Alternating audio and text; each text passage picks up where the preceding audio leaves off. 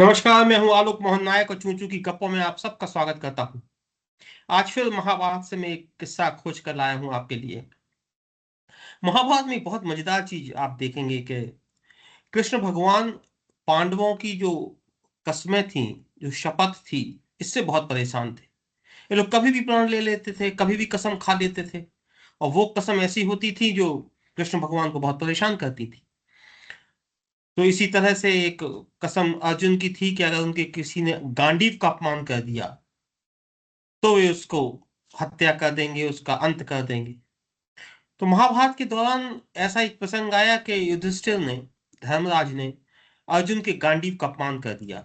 उन्होंने कहा कि तुम गांडीव लेके क्या कर रहे थे जब ये हो रहा था और वो हो रहा था और दुनिया भर की चीजें। उन्होंने कहा कि तुम्हारे गांडीव को धिक्कार है, कुछ नहीं कर पाए तुम, अभिमन्यु मर गया, और बहुत सारी चीजें उन्होंने कहा।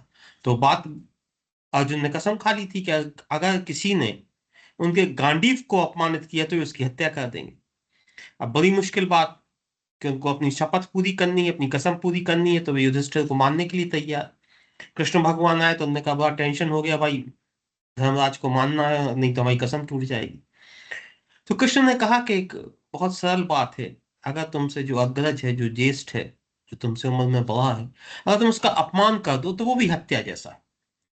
तो अर्जुन ने युधिष्ठिर का अपमान किया कि तुम्हारी उंगलियां क्यों नहीं टूट गई हैं जब तुमने पांव से उठाए, और तुमने ये नहीं किया, वो नहीं किया, धिक्कार है तुम्हारे जीवन को, तुमने द्रौपदी को दांव पे लगा दिया, और उन्होंने बहुत अपमानित किया।